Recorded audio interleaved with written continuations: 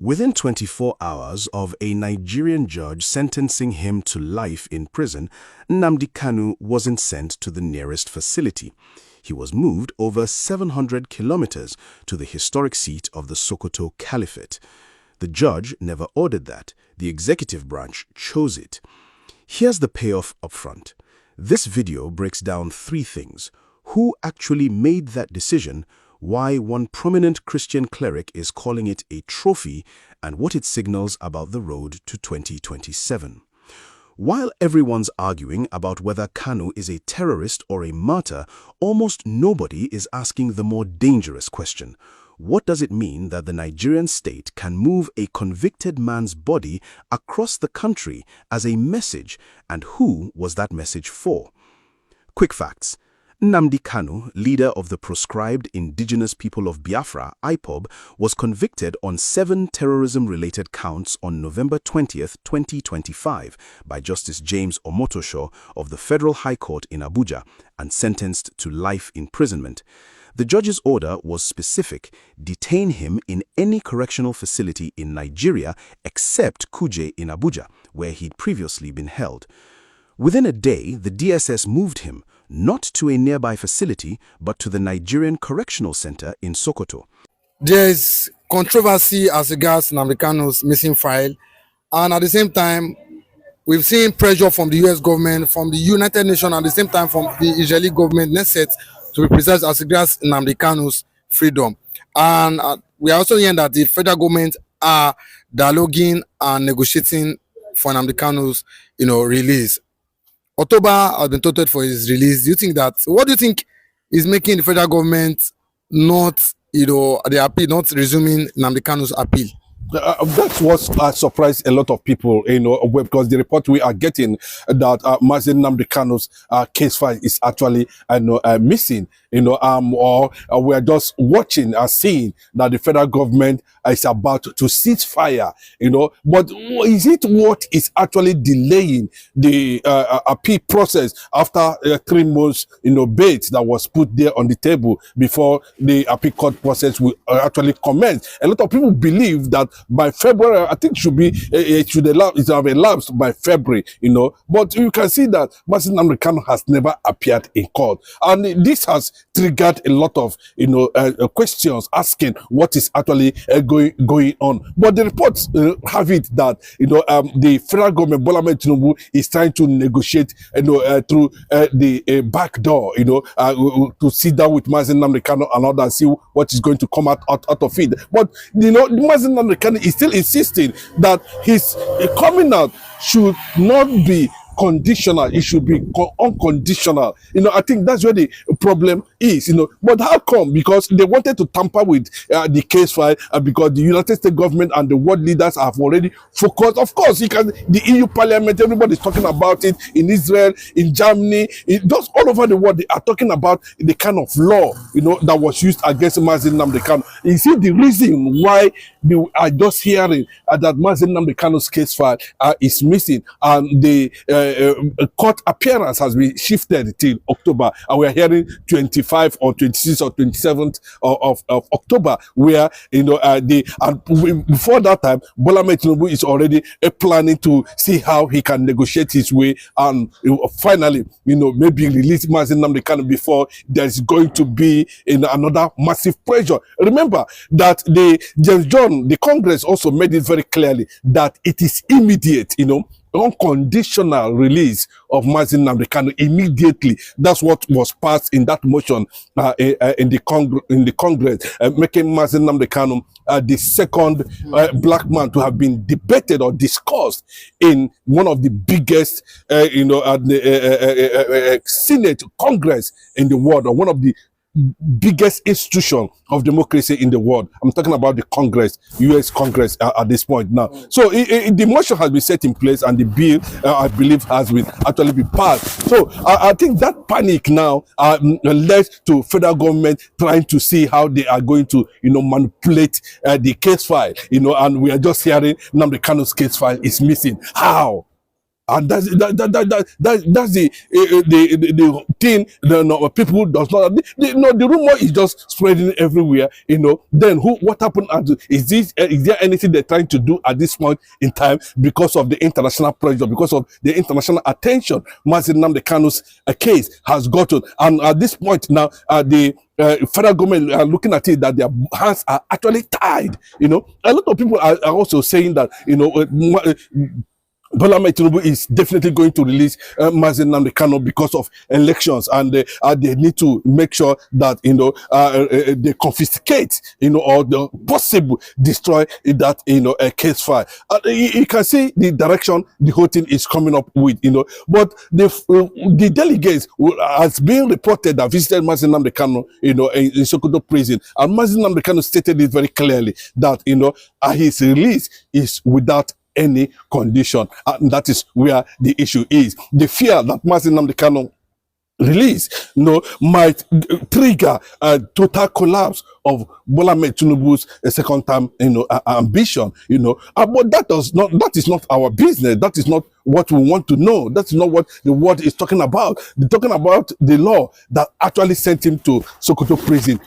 Is it a law that is in existence, or a law that is not existent? So you can see manipulations, trying to see how they are going to avoid international attention, international pressure, international investigation into what led to, because a lot of people are going to be involved. I can tell you the United Nations is already involved. The United Nations is coming from the angle of the Christian genocide. The AU is also involved. The EU is also involved, because Nnamdi Kanu matter has actually been debated in the parliament. The fear of how this thing got to the White House, got to the Congress, is giving Asu Rock a sleepless night for some days now. And you can see, and that is why we are hearing that these guys that went to Sokoto to discuss with Nnamdi Kanu, and Nnamdi Kanu rejected whatever condition they are trying to put on the table for him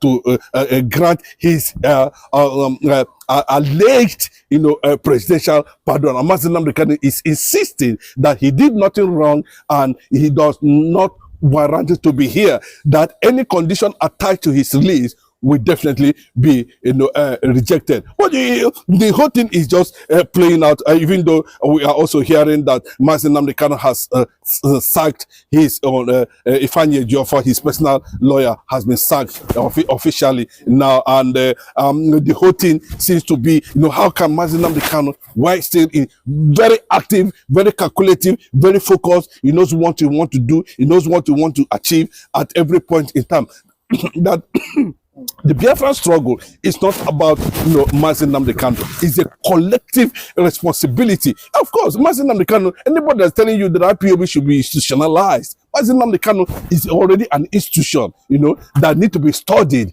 that need to be, the ideology has impacted several people around the world currently. Now, as I'm speaking to you, people are making references to him. But he's come, even though he has,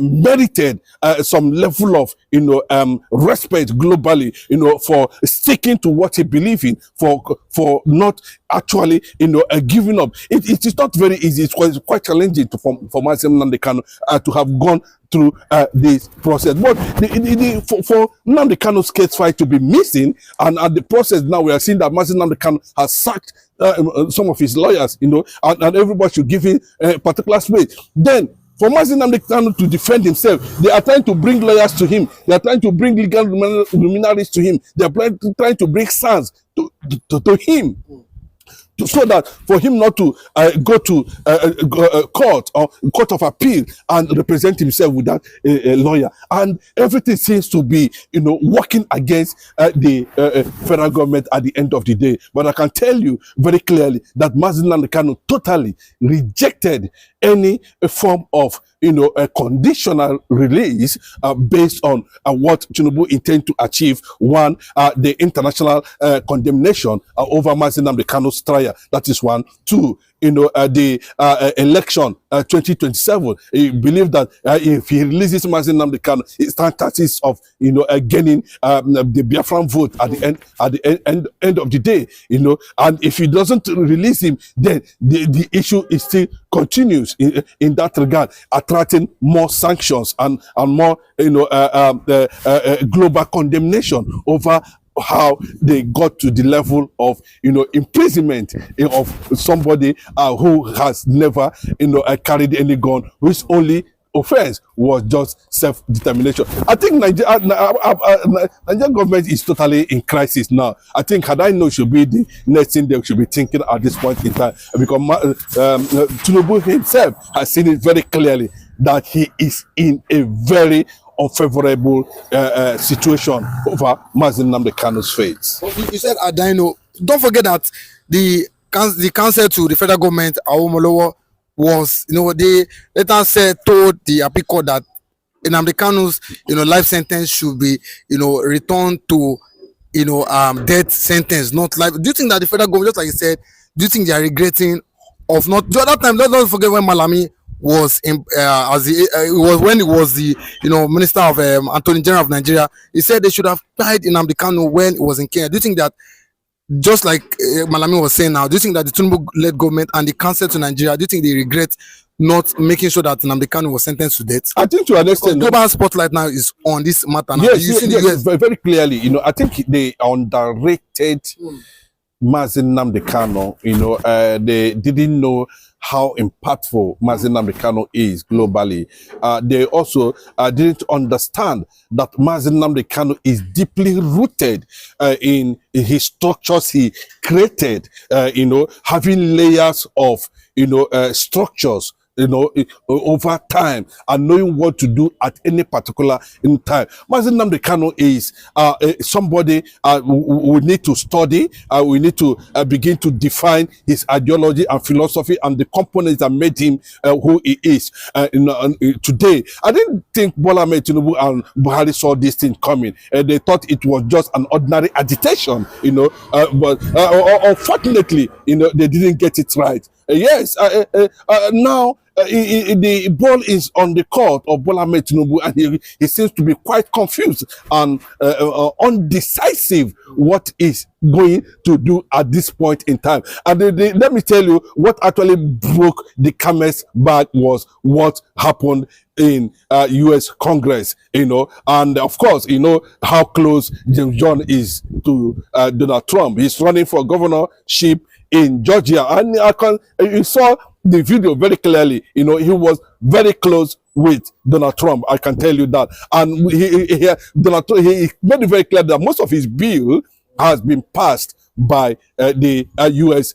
President Donald Trump. So the fear is that, they said, if you look at that statement, which has made headlines across the globe, is that, Mazi Nnamdi Kanu, you see, a lot of countries are paying attention now on what actually is happening in Nigeria, especially being caught on the age of, unaliving thousands and millions of Christians since 1943 till now. I think it has gotten a global attention, and we must give it to Mazi Nnamdi Kanu for that. We must give that credit to him. That's what I want to say. We must give that credit to him. So at this point in time now, Aso Rock is in shambles. Aso Rock is gradually collapsing. Tinubu is losing momentum over, even the Northerners self are against him. Look at what the new British Prime Minister just said, that he gives Mazi Nnamdi Kanu, Nigerian federal government, 60 days to release Mazi Nnamdi Kanu. Do you know why he's saying that? His wife is an Israeli. Even Kestama's wife is also an Israeli.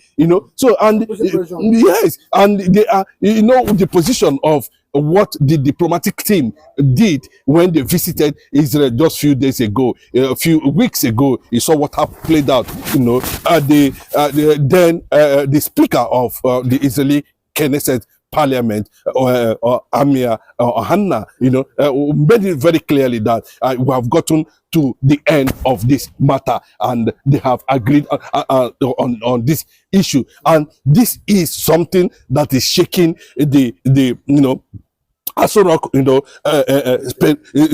perimeter. Let me just their fences, their walls of Jericho now against Mazen Nnamdi Kanu is collapsing on daily basis. The fear now is that how Bola Ahmed Tinubu intend to manage the Omotosho factor, manage the federal government position on Mazen Nnamdi Kanu, and also convince Mazen Nnamdi Kanu to take a certain part of his release at the end of the day, which the Mazen Nnamdi Kanu have rejected. Then how come the report is saying that Mazen Nnamdi Kanu's case file is actually missing, and that is the reason why the appeal court process has actually not started? And that definitely, if that continues by October and nothing happens, there is going to be an international intervention in that regard.